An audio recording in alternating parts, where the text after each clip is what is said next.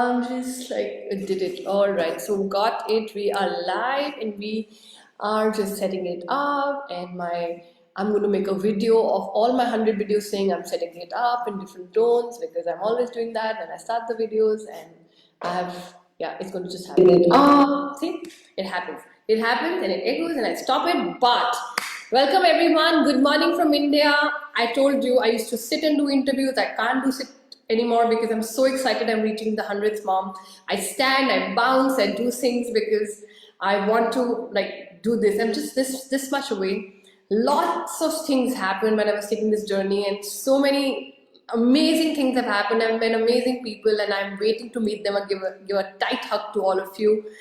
Welcome, Veronica, my 97th mom, and I'm so excited because I had a beautiful conversation with you yesterday, and I didn't want to keep going on. I could because I wanted to keep the best conversation here when we do it live, spontaneously, and we introduce you. Welcome, Veronica, to the book, to the 97th number, and I always say this: moms who live their story tell their story the best.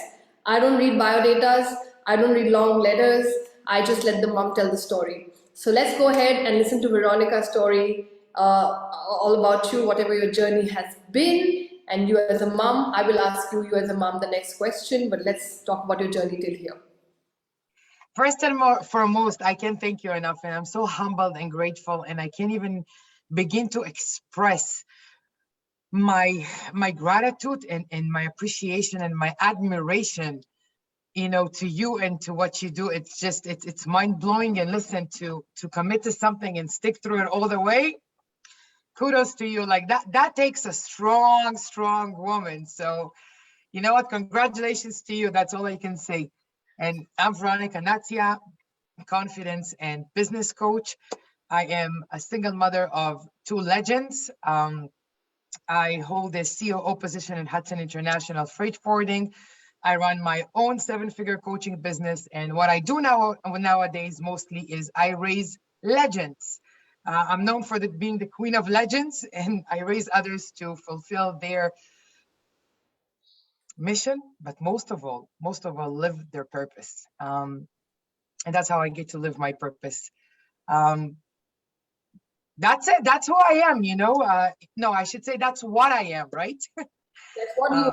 What's been your journey till here, Veronica? How's been your journey? Because we're celebrating, yes, our successes. We're celebrating what we've achieved, as we also know the journey till here, because that's the inspiring. All these moms are coming together to tell a story to inspire, and we're going to listen to your story to inspire, and then you being a mom, and then we're going to talk about it. So we are going to take it from there. How's it been the journey till here? And you've achieved quite a bit. It's been a long journey, and it's been a journey. So let's talk about that, Veronica, and the journey till here. And like I always love to start from the present and go to the past. Reason being is sharing my story and showing others what's possible. That's how I, really like to do it this way. So my genuine journey started back a little bit over a decade ago. Where I found myself standing in line at the local grocery store with, back at the time, my 2-year-old son, only to realize that I did not even have $20 in my wallet to pay for the groceries I had in the cart. And at that time, I was homeless. My son and I were living in the streets of Toronto. And it was that moment, that one single moment, where we left the grocery store. And imagine a 2-year-old kid holding my hand so tight and looking up to me and saying, "Mama, are we gonna be okay?" And in that moment, I looked up in the sky, and then I looked back in his eyes, and I said to him, "You know what? No, we're gonna be more than just okay." And that was that moment where I changed everything and anything in my then life at that stage, and started the journey to unbecoming who I was at that point and becoming who I was authentically born to be. That took a lot of courage, a lot of determination. a lot of fear, a lot of hard decision in terms of detaching myself from people who meant the most to me, which my family, my immediate family. Going even, when you think you're down here and like you can go even more down than that, when you think you're at rock bottom, I went even more rock bottom. Literally, if it was, within me or in the outside world, just to be able to build myself up. And this was the beginning of my journey. And on that day, on that particular day, my mission was born. My mission to end child hunger was born. I promised to my son that I'm going to get myself up there. I didn't know where up there was at that time, but somewhere up there, better than where I was. And that no mother should ever have to struggle to feed her child, and no child should ever be hungry. And I have to tell you that, thank God, and thank we're talking about moms, so it's all thanks to my son that gave me the strength and gave me the inspiration and the motivation. And my biggest supporter, my number one fan and my biggest supporter, to be able to do that and then go back and really fulfill my mission to support a lot of charities back home. I'm originally from Israel, to help feed children. And that's my story.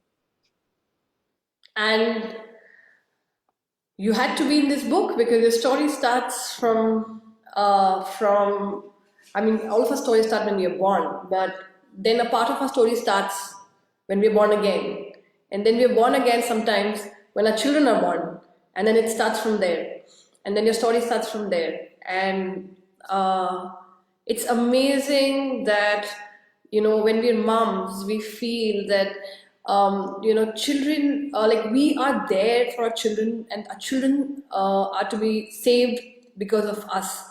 But sometimes they save us. They come in our lives to save us. And we had some incredible stories, just like 3-4 stories back, 2-3 stories came up.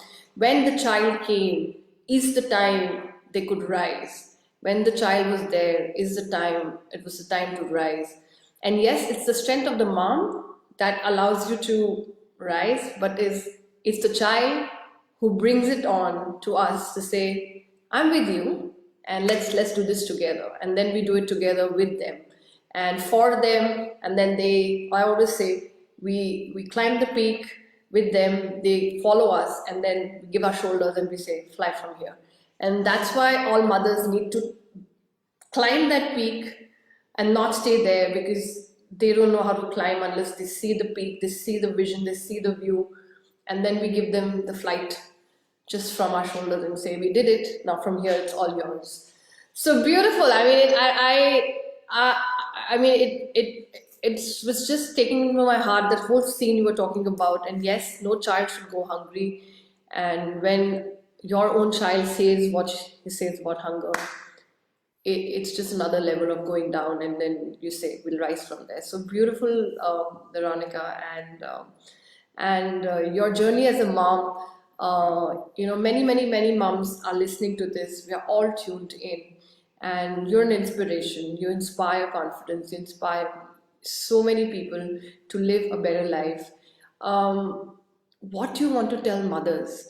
Because mothers beat themselves the maximum when they become moms.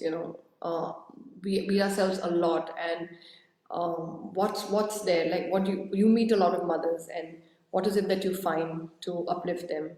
And I'm just reading the comments because a lot of people are joining in. Yes, sorry. To be, and I'm super honest. Like, whoever knows me, they know I'm open, raw, honest. As authentic as it gets. You want that? In that particular, stage in my life, right, of my life, when my, that's how I refer to it, when my journey began. I was raised at a home in which I had absolutely everything, whether it was on the emotional, financial, state, absolutely everything.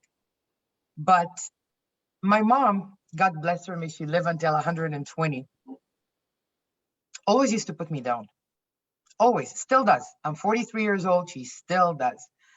I was never good enough for her. Never. Everything that I did was never good enough for her. I was never pretty enough. I was never smart enough. I was never enough, period.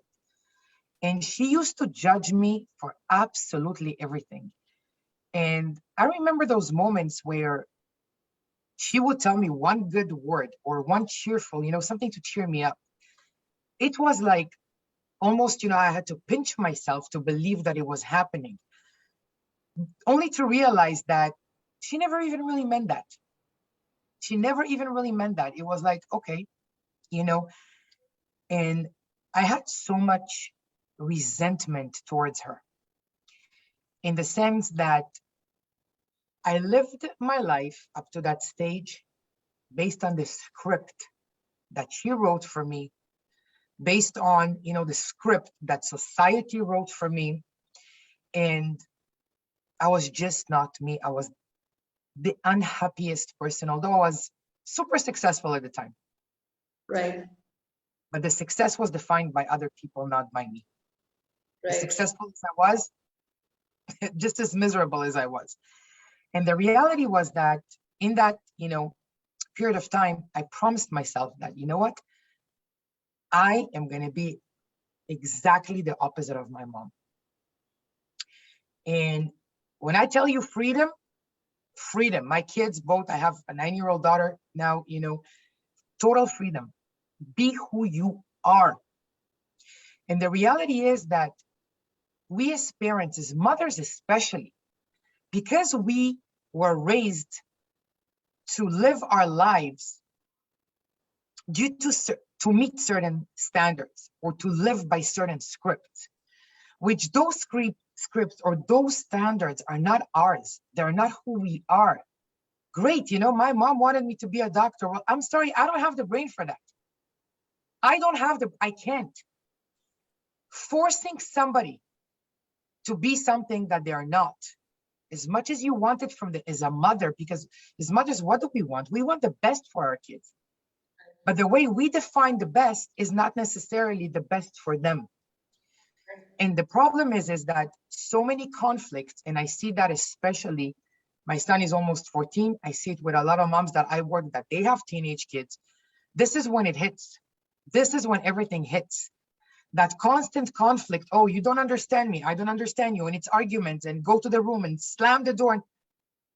All we need to do is really and truly detach ourselves. And listen, it sounds really hard and complicated, but it's so simple. It's so much simpler than fighting and arguing and trying to explain things to somebody that they cannot understand in the way you're explaining to them.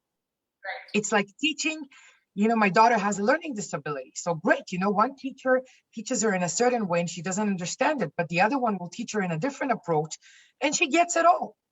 So don't expect from your children to understand what you want or understand what you even mean when they can. They're not equipped for it yet. Yeah. And the reality is, avoid those conflicts. Avoid them. And the best way to do it is detach yourself for a second from from being a mother and from that, protective, or I want the best for my children. Meet your children where they are. You've been there. You've been 14. You know how you felt. Ask yourself, how do you wish that your own mother or your own father spoke to you when you were 14? What kind of support did you need back then that you did not get? And every single one of us was missing something in a certain period of our lives. Put yourself in their position and ask yourself, what is it that I needed? Yeah. Meet them at their level. When you speak to a toddler, normally if you stand tall and they're like, you go like this, they feel threatened. Human instinct, they'll protect themselves. You go down to their level, you look them in the eye. This is when they feel, oh my God, I'm safe now. I can open up. And that's the best, this is what I practice with my kids. and I give them freedom to, they can use bad words as much as they want, as long as they do it at home, and respectfully, not, God forbid, to offend anybody outside the house. They know they can come to me, like I always tell them, if you lie to me, I'm going to get you even into more trouble. If you tell me the truth, I'm going to listen to you. We're going to figure out what happened, and we're going to work through it together. Yeah. Meet them where they are. That's the best advice I can give. Yeah. And this whole, we have a lot of parents expert, and we've had just amazing conversation about meet them where they are. But and just to take this ahead, I mean, I've had a beautiful father in spite of not having a mother. My father always met me. I think today also he meets me where I am. Because when I go to him and I'm complaining about something, he still meets me. In spite of being 75, he still meets me where I am.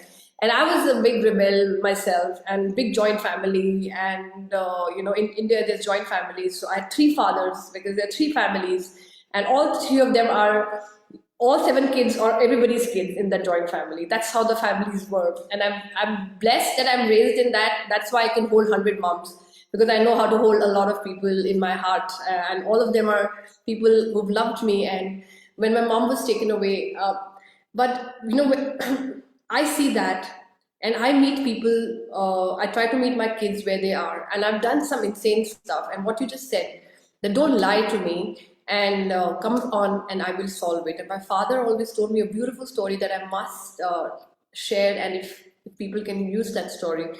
And that gave me a lot of values, and it gave me always a teacher inside. He gave me a teacher inside of me with that story. That whenever I was about to fall, I took a U-turn. I went till the corner because I'm a very curious cat to a lot of situations, and I always took a U-turn because I was like, if I take the next step, I'm gone.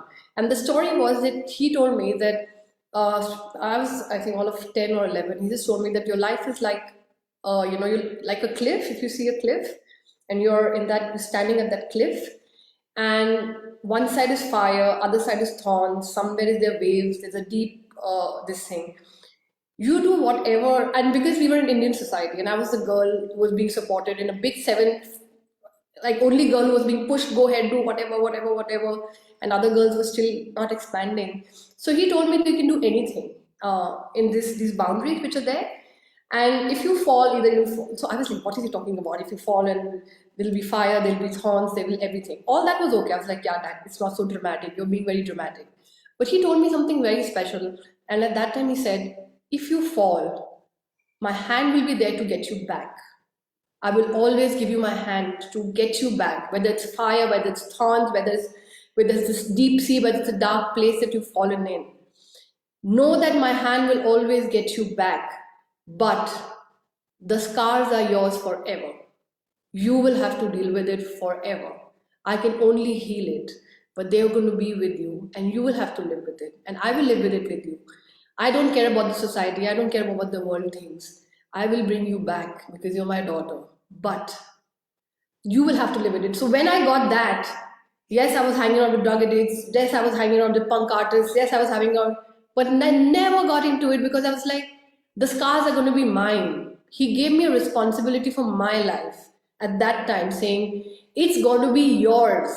And he made me very clear that now you're not anymore a baby, that I can't do anything. Whatever will come on your skin, on your life, in your mind, is going to be your experiences that you chose. But I'm always there.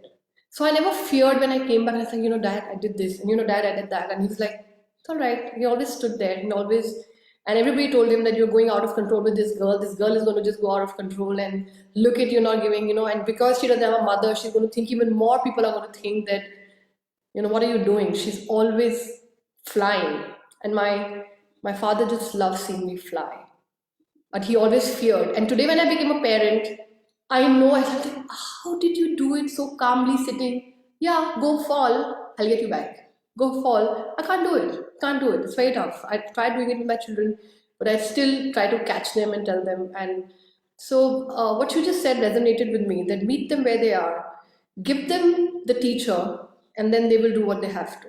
They will. Like, my father's never told me that you're insane, but the whole world has.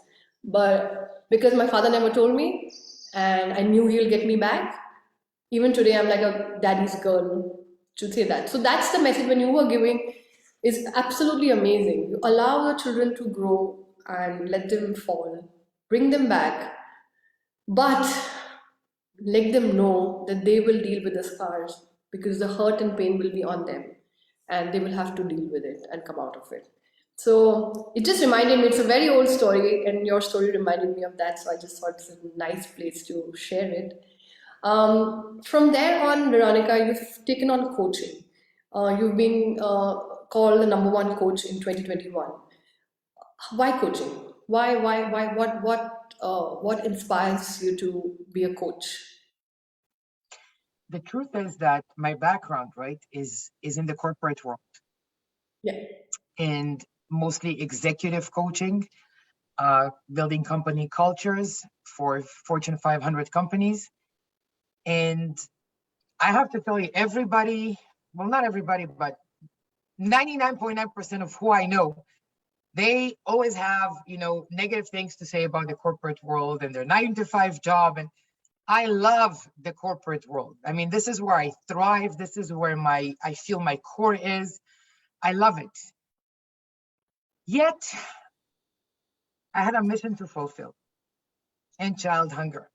And the corporate world is an amazing platform to use, to be able to fulfill that mission.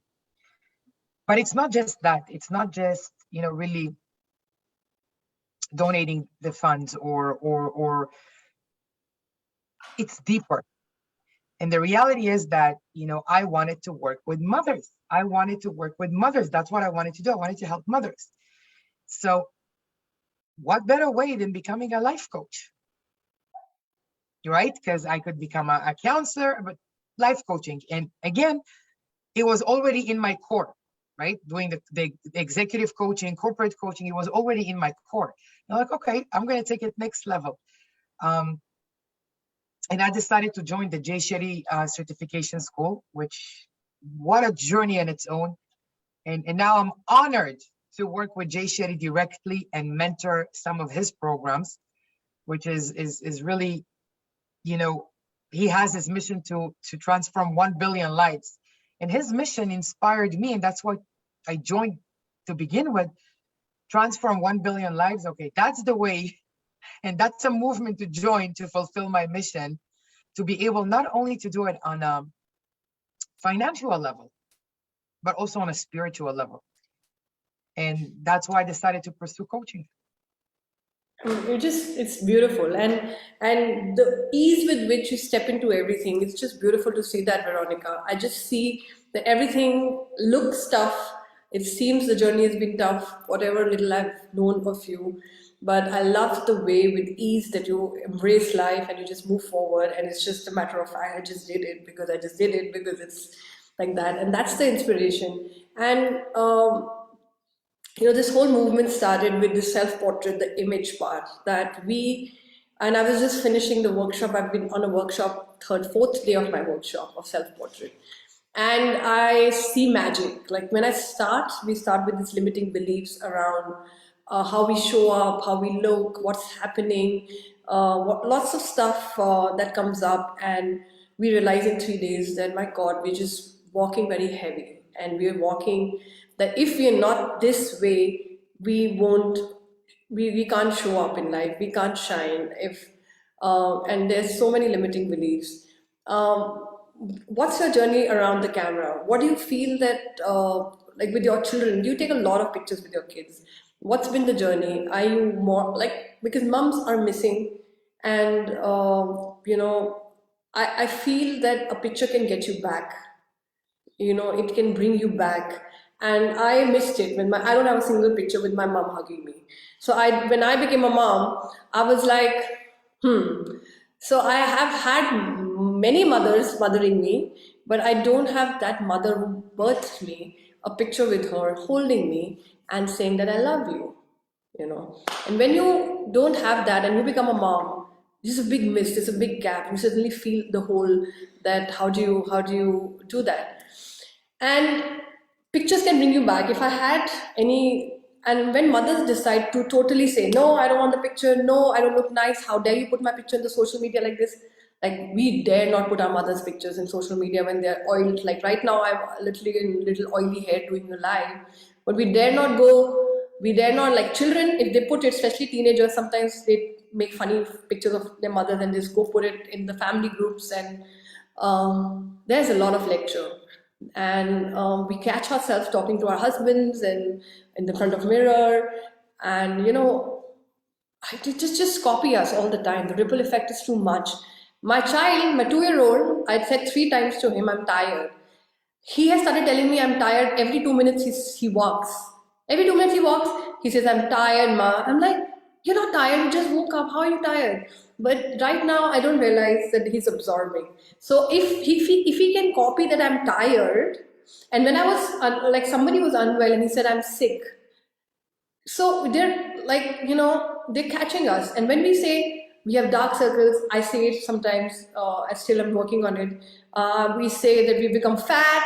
We say my hair is not okay. Don't take my picture because my hair is not okay. Don't take this because I'm not okay. How can you put my picture? Do you realize that people have a reputation out there?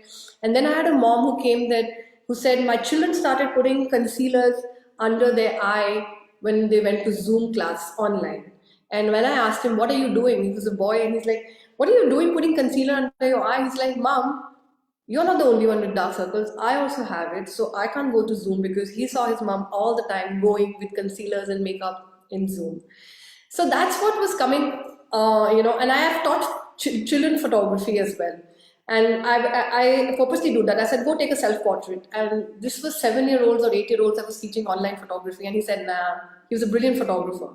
So I said, why not? Because others were making faces and taking the pictures. Like, why not? He's like, I don't like pictures. So I was like, So I wanted to figure out and catch where is this coming from. So I said, all right, your mom is there. Go and take a picture of your mom. This is portrait assignment. He's like, nah, she doesn't like pictures. She's going to really scold me if I go to take a picture right now. So it just happens. So what do you feel about that as a mom? Because these are like honest things that I'm realizing, mothers are realizing, that we are bringing to the world, and kids think that photography is all about and pout, and not like this and pout, and not memories, not hugs, not expanding your expression. We are more than a box. We have a sad face, happy face, funny face. Everything is us. It's not only this box.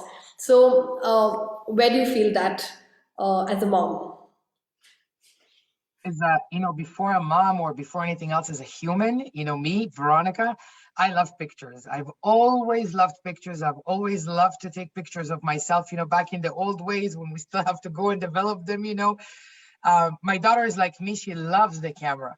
My son, not so much. He's like, oh, I don't take a picture of me. He just doesn't like it. Reality is that if you even look at on Facebook or Instagram of pictures of my kids and I, they are everything but your how should I say, your conventional pictures of, like, the mother and the dress and the two kids. Like, I'm a badass. My kids are badasses too. Bring it out. Like, I posted a picture not too long ago, which was a photo shoot we did in Christmas with one of my friends. So the three of us, my kids and I, sitting on chairs, and my daughter has like her leg up on the chair. That's her. And my mom saw it and she's like, oh my God, you can't teach your daughter to sit like that. It's not ladylike. Like, honestly, I said, like, Mom, okay. I didn't even. And one thing, you mentioned about your dad, which is so beautiful, and God bless him. I lost my dad back when I was 25, and my dad was everything to me. He taught me something, from a very, very young age.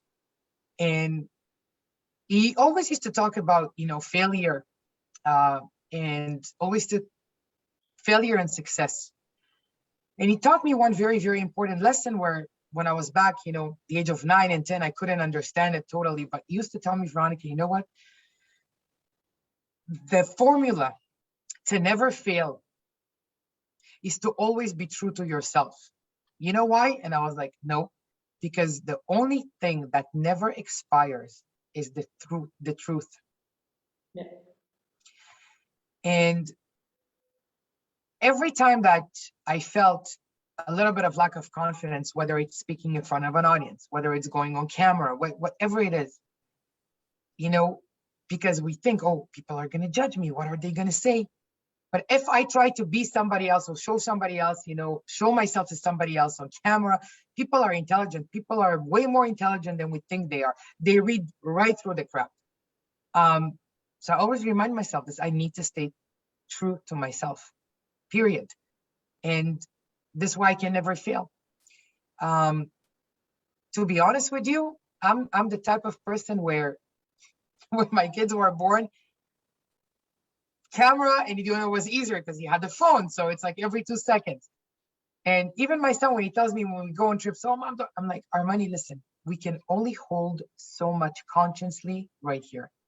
Right. So one day you'll go back and you look at those pictures and you'll remember these moments. It's all about the moments and the memories.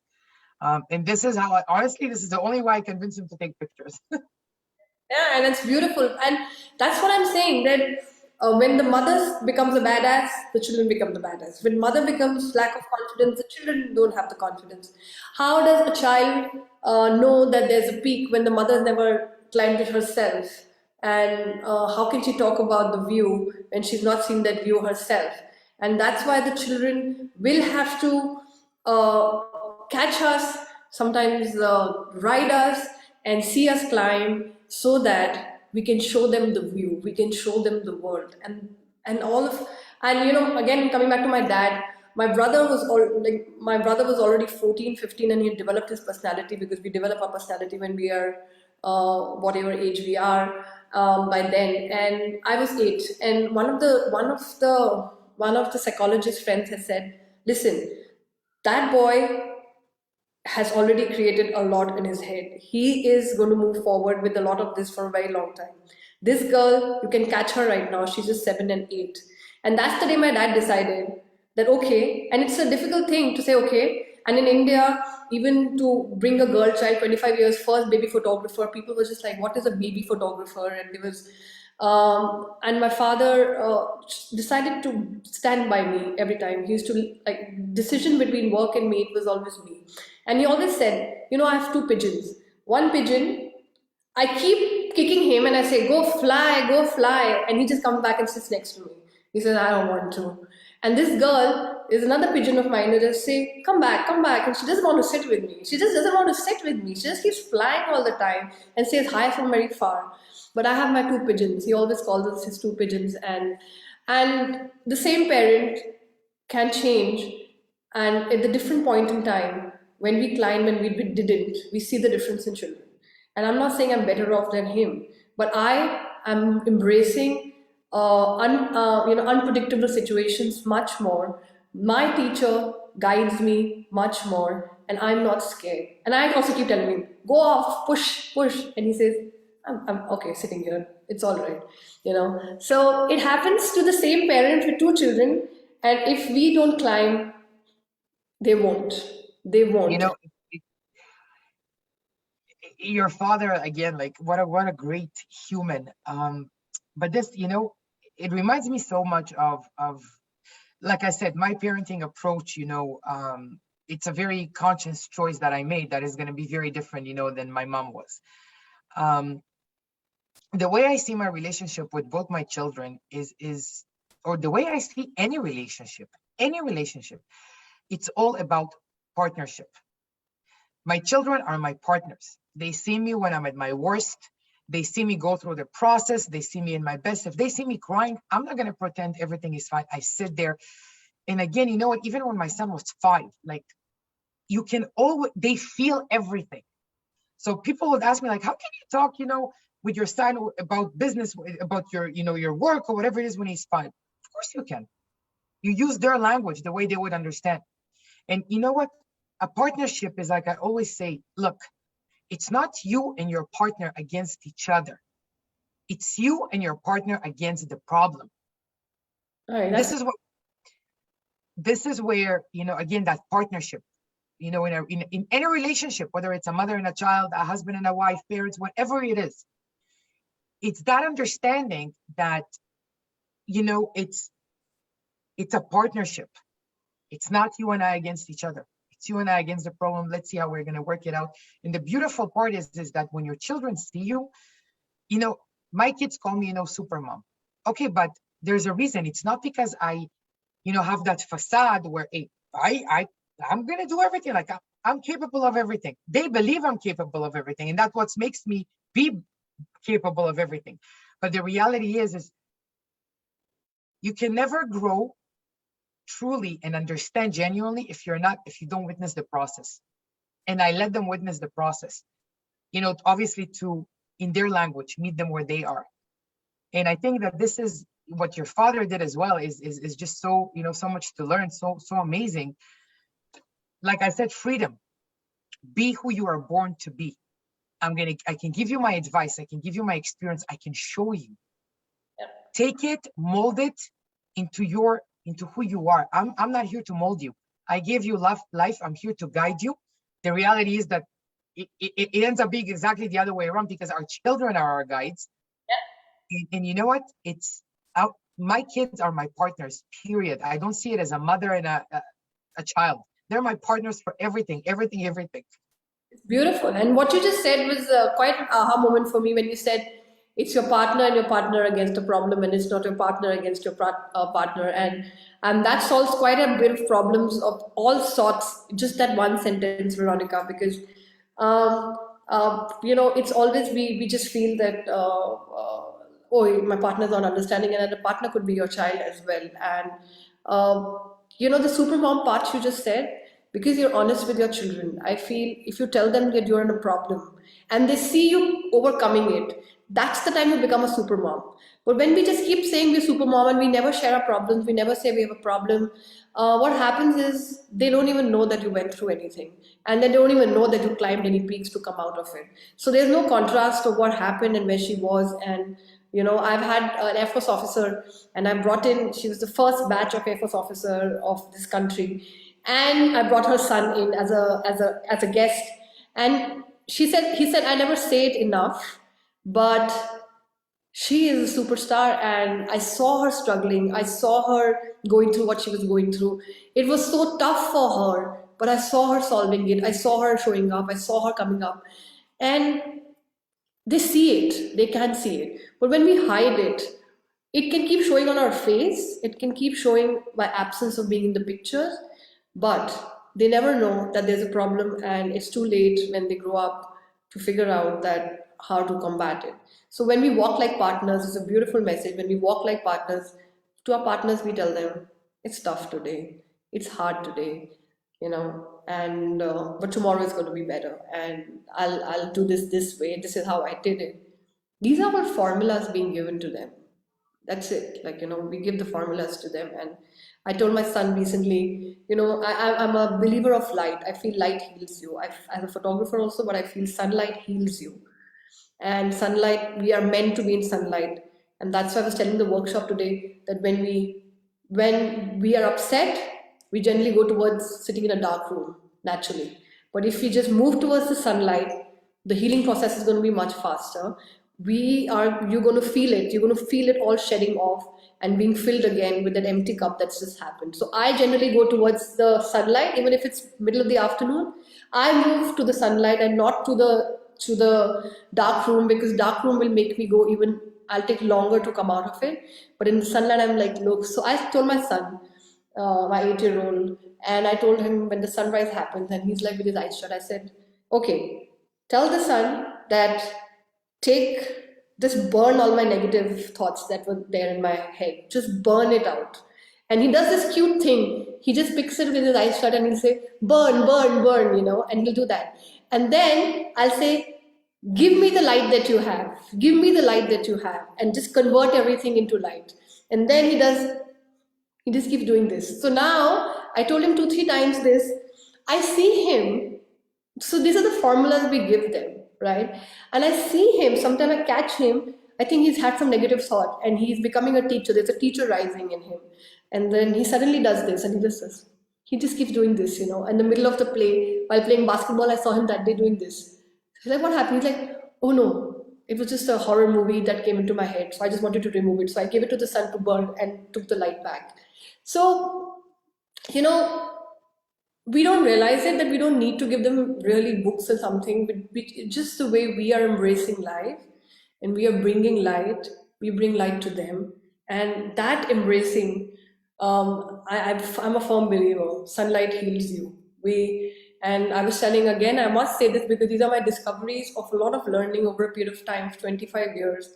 And I heard somebody recently in India, there's a part where they actually put you in boxes, like these compartments. On top it's open, and you totally strip off your clothes and just soak the light, because most of the time the light is only on our face, but there are different parts of our bodies that don't get sunlight at all, and sunlight has the healing powers. So just sharing that, because I heard it and I was like, wow, I never thought. So with my children, I make sure they sometimes just go totally like they like without their shirts and all, and they are in the garden and they're just running around, because the sunlight needs to reach them to heal them in every way.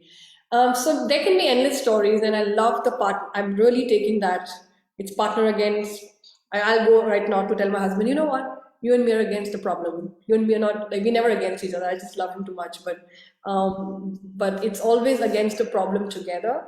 And I was telling Rohit that I've been guilty of. Sometimes I get judged that you don't your child is like this, and you're raising him like that. And Mm. I told him that I have come to realization last night that it's not him, it's some habits that are not going the right way. And when that detachment happens, I said, habits we'll work on. Habits will get him off. Screens will get him off. It's not him, it's his habits. And if we can take those habits off and put it in the next plate, we can deal with it. But when we say that it's you, it's you, it's you, we give him forever so many labels that he will have to deal with when he grows up, when we get angry, when we get upset. So we need to detach. And as mothers also, it's not us. It's a situation. It's not us. It's some habits that we are not taking care of ourselves and everything. And the habits can change. Habits is easy to change. It's Habits don't define us. That's what a lot of people don't understand. Habits don't define us. You know what? Like when a lot of parents, call their kids lazy. They're not lazy. It's a habit. But don't, they're not lazy, period. It's and you know what? Unfortunately, when you call a child lazy, they grow to think, hey, I'm lazy, so I'm useless. yeah. But it doesn't define you. Those habits do not define who you are.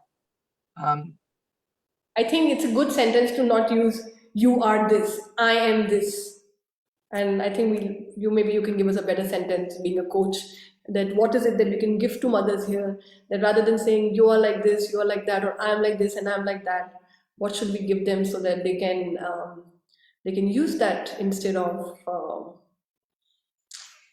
for me, the easiest thing is I ask them instead of telling, I ask. It's all about the way you present the question. Sometimes when you're telling, again, the other side, whether it's your child or partner, they feel you're attacking them. Human instinct, protect yourself.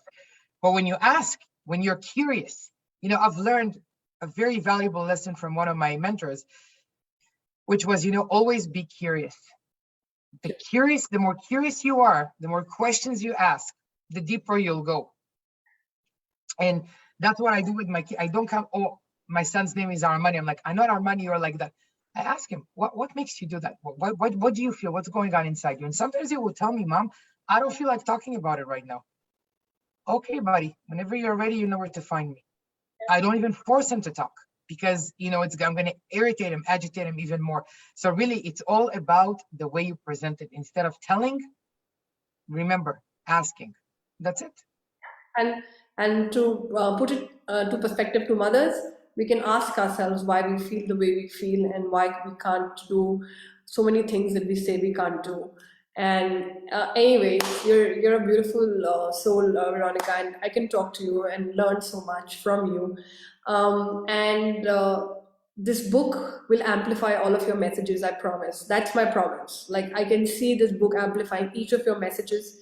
100 messages, everybody has some 1 million, 1 billion lives to be saved. So imagine how many lives we'll save if only 100 of us work with each other and make sure our dreams come true. Only 100. And these 100 moms We'll go to the veterans I was talking about yesterday. We will talk to veterans. I've announced it and I'm already working on it. We will run for moms. We will get the homeless mothers support to the homeless moms. We will do a lot of these things because when moms decided, it'll all happen. It just will happen. And welcome to being part of this beautiful set of 100 moms, 100 shades that have come together.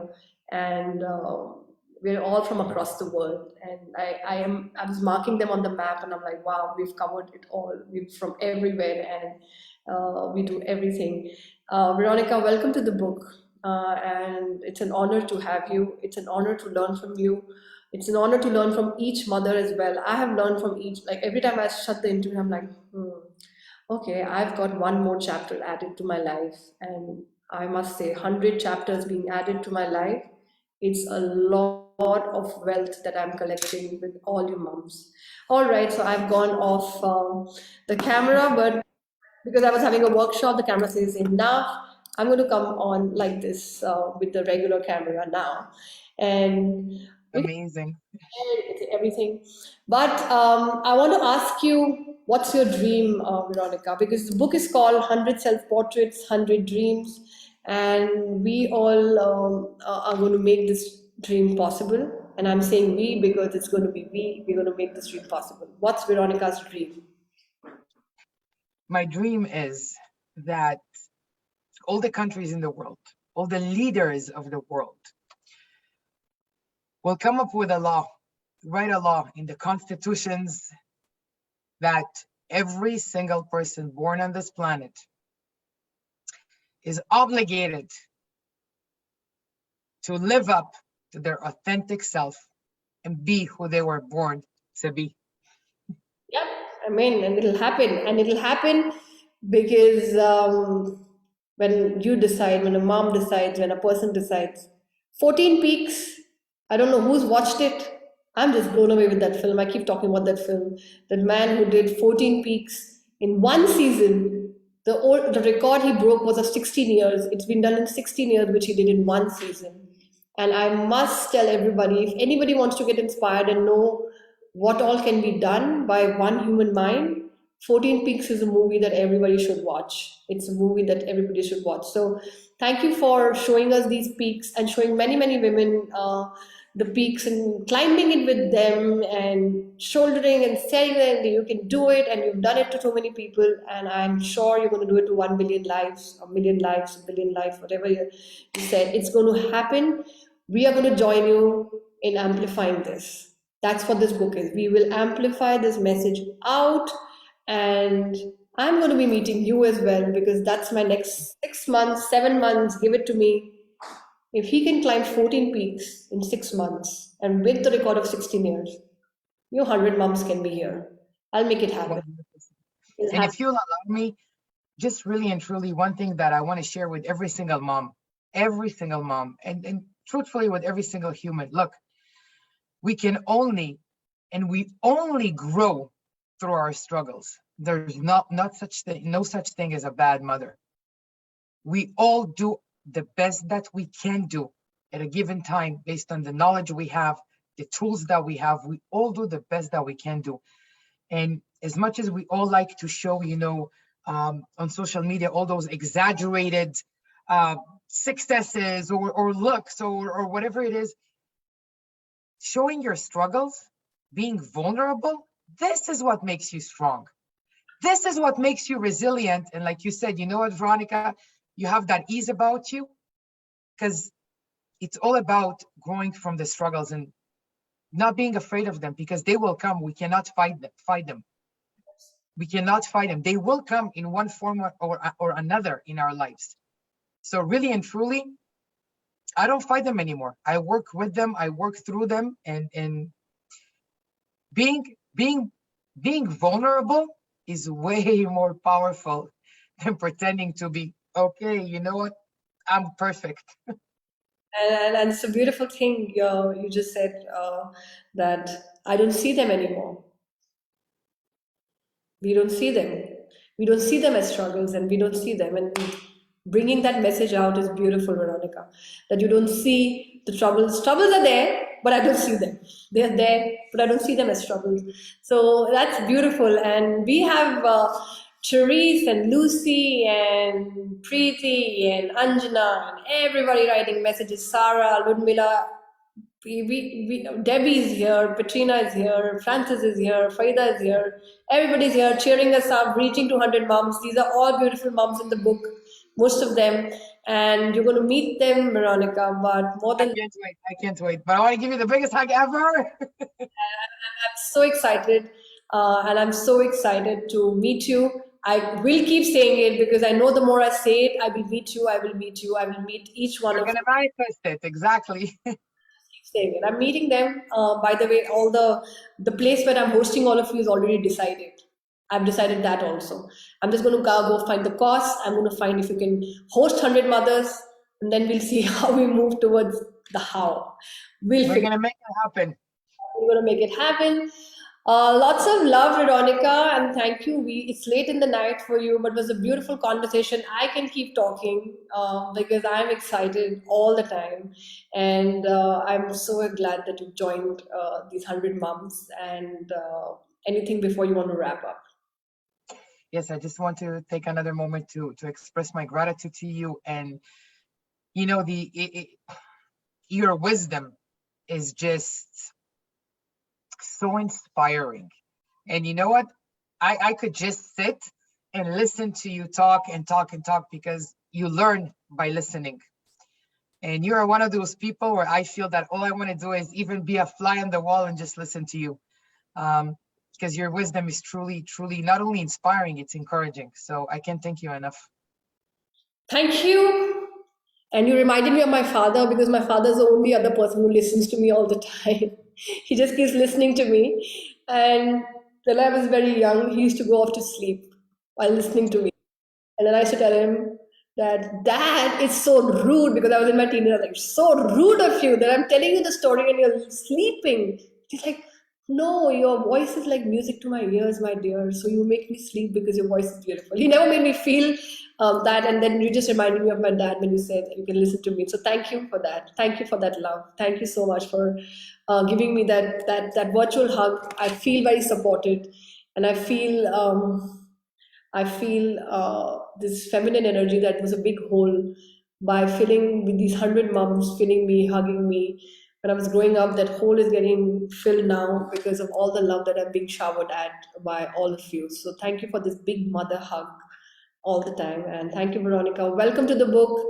Excited to see what your story is going to look like at the page. I'm going to be there supporting you with the self-portrait journey as well, and we will do it. And thank you, everybody. It's just all of you in the comments. Just thank you so much. We are going to celebrate 100th mom on 3rd February when I turn 40. And 8 a.m. I start my day, and I told Rohit, I'm going to get dressed that day. I've been doing it in t-shirts, but now I'm going to get dressed and I'm going to walk like a queen on the peak that I did the first peak. But only the first peak is done. I have 13 more to go before I meet you all. So we will do that journey as well together. Thank you, Veronica. We'll go off live and then I'll say bye-bye to you personally.